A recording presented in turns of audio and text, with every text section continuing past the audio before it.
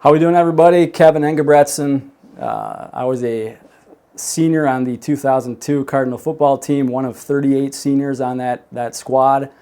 For this week's tradition video, we're going to talk about that season. We'll get into that a little bit later. Before we get there, a little build-up to how we got there. We had had a lot of success, that senior class, over the years. Ninth grade football, we went 8-0. 10th grade football, we went 7-1. And really, it was multiple sports. It wasn't just football. The summer building up to junior year, we were lucky enough to win the state tournament for VFW baseball. That rolled into the fall, where we had that really good team in 01 with two classes stacked up that were very talented. Went 8-0, ran the section, went down to the cities in St. Paul and beat Cretin-Derham Hall at their place 15-13, and probably the most exciting game I've ever been a part of as either a player or a coach. We still talk about that game all the time with buddies. That led into the winter. We went to the state tournament in basketball. Our middle linebacker, Justin Walsh, was a state champ in wrestling. Multiple track athletes did well at state. The following summer, Legion baseball, we took 4th place at state, knocked off a lot of big city schools down there, and that kind of rolled us right into the fall, our senior year for football. Along with that, we grew up as kids watching a lot of good Alexandria Cardinal football teams. Think of '94, they made that trip to the Prep Bowl, '96, '98, '99, all state tournament teams. And by the time we got there, we figured it was our turn. We wanted to keep that tradition rolling of good quality teams and making our trip to the state tournament, and ultimately that's what we were able to do. That football season, senior year, we started out playing Little Falls, and we took it to them pretty good. And then we went and played Brainerd, and they beat us, second game of the year. So we took a loss, and it had been quite some time since we'd lost a game in the regular season. And I think, in hindsight, we didn't know it at the time, but that was a good thing to happen to us. We were so used to just showing up to games and expecting teams to roll over for us and we'd get the win. It kind of refocused us, got us back in a groove, and from that point on, we reeled off 6 straight wins, went 7-1 in the regular season. Section playoffs, we beat Bemidji and then Duluth East, and it set up a rematch with Brainerd for the section championship up at their place. We were ready to go this time. We were up 28-0 before they had a chance to blink. They did make quite the comeback on us, I will admit. We ended up winning only 31-28 when the final buzzer sounded, but we were off to state, and that was the most important thing. Remember taking pictures on their field, on their big B down there, and that was a memory that we'll always kind of have. But off to the state tournament again for the second straight year. Who did we draw? Cretin-Derham Hall, of course, for a second straight year.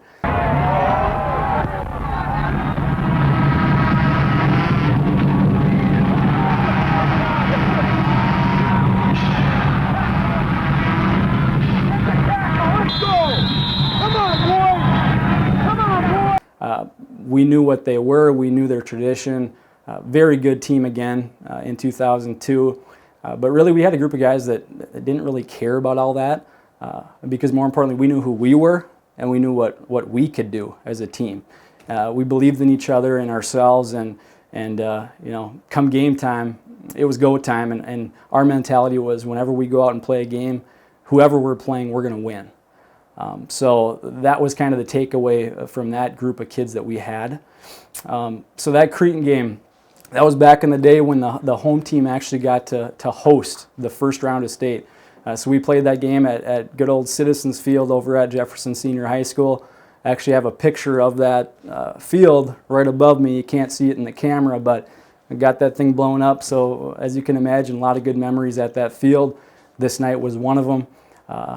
November evening, it was chilly, huge crowd. The whole community came out and supported us because they wanted to see us beat the big city school. I remember pregame, they had a kid named Ryan Harris, if you maybe remember the name. Huge kid, 6'4", 6'5", 300 pounds, but he ran like a running back, played offensive and defensive tackle. He who went on to play at Notre Dame, got drafted by the Broncos, and he actually protected Peyton Manning's blind side for about 5-6 years in the NFL. Pretty good player, and they had multiple guys like that that were just bigger and stronger than us. But again, we weren't going to be intimidated by that. Yeah, so to start the game, we kicked off, made a big play on defense. Reed Craigmile picked one off. Offense got the ball, drove it down. And one of the very first plays, Jason Erickson, very fast player, found the sideline, slipped a couple tackles, and burst down for a touchdown. Extra point made it 7-0.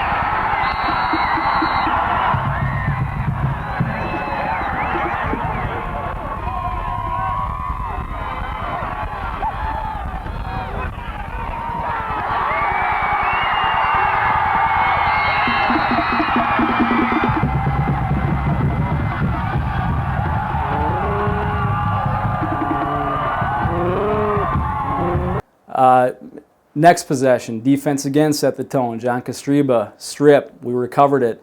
Offense got the ball, drove it down, hit Kyle Gearman on a nice out route from Dan Einerson down to about the 2. Tom Steidel got the ball, fullback, pounded it in for a touchdown. Extra point made it 14-0. So we were feeling pretty good about ourselves at that time.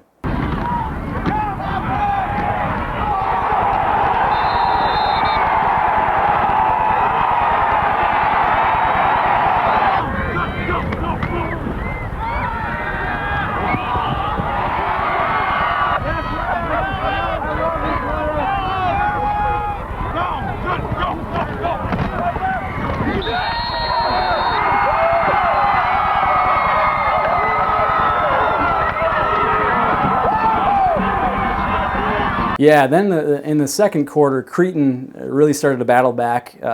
They sustained a couple of nice drives. First touchdown they scored, Reggie Rock, the quarterback, kind of slipped the edge, ran it in from a few yards out on a 4th down play, I believe. And then their second score right at the end of the first half, they were able to find a receiver in the corner of the end zone on a little scat route. But they missed the extra point, so we were ahead 14-13 going into the half.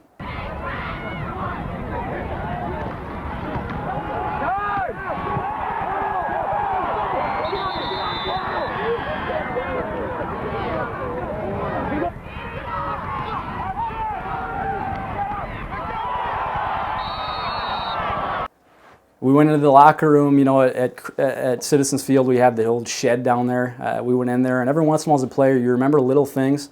And I remember going into the locker room at half, feeling pretty good about ourselves. Coach Calpine, Coach Empting, all the other coaches, their message was pretty simple. It was, good job, you're up by 1, but we've got a job to finish.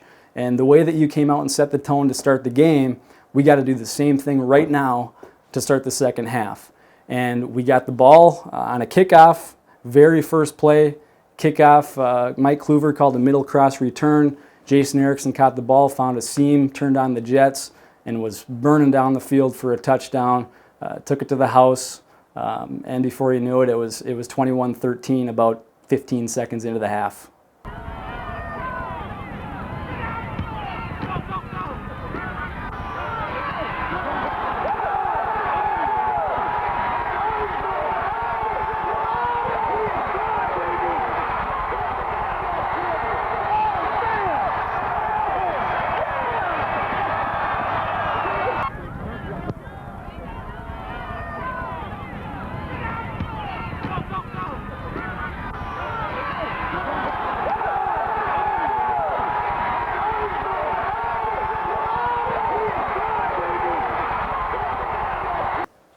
Then, from there, we kind of exchanged a couple punts. Cretin punted, we punted. They ended up muffing a punt. A couple guys ran into each other. I was actually able to dive on it and recover it. Offense took over. Again, a couple of big plays, and we got it down to the goal line.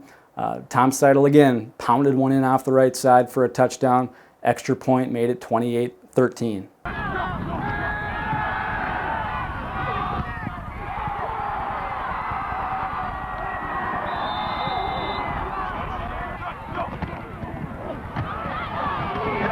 Later in the game, Cretin-Derham Hall again storming back as they always do.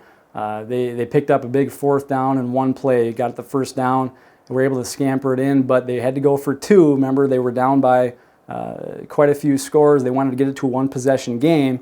We were able to knock down a little fader out in the corner of the end zone to keep it at 9 points, 28-19. So that was a really big play at that juncture. So at this point, there's about 11 minutes left in the game. We're kind of in that point where we're up by 9, trying to run the clock out like most teams do. We had to punt the ball away. Cretin starts driving again, getting it down into our end of the field. They actually got it down to our 3-yard line, 1st and goal from the 3.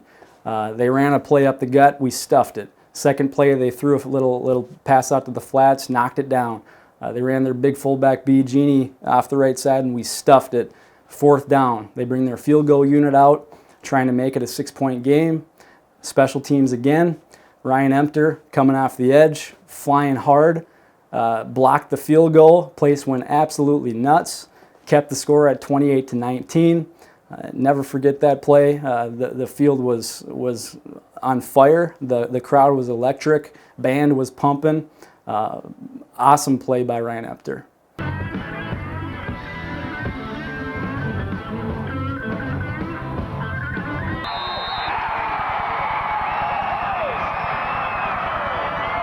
And just, I think in closing, it's important to note that, Alexandria has a pretty strong tradition of hanging with and knocking off some pretty big schools, specifically down in the metro. It's gone on for a number of years, all the way back to 1994, through the 90s and into the early 2000s. Really it comes down to a belief in what you're doing. If you believe in what you're doing and you believe in your teammate next to you, you've got a pretty good shot to go after it and get it. And just the mentality of, hey, look, we're playing a game. We're all 17, 18-year-old kids. We're all in this spot because we're pretty good. Line up against a guy across from you, lock horns, and see what happens. This 2016 team, obviously I've been around you all year as a coach. And we see a lot of those same special players, and you've got all the tools to do it yourselves. And really, it's just a matter of looking across the room at your teammate, at your buddy, and saying, hey, let's do this thing.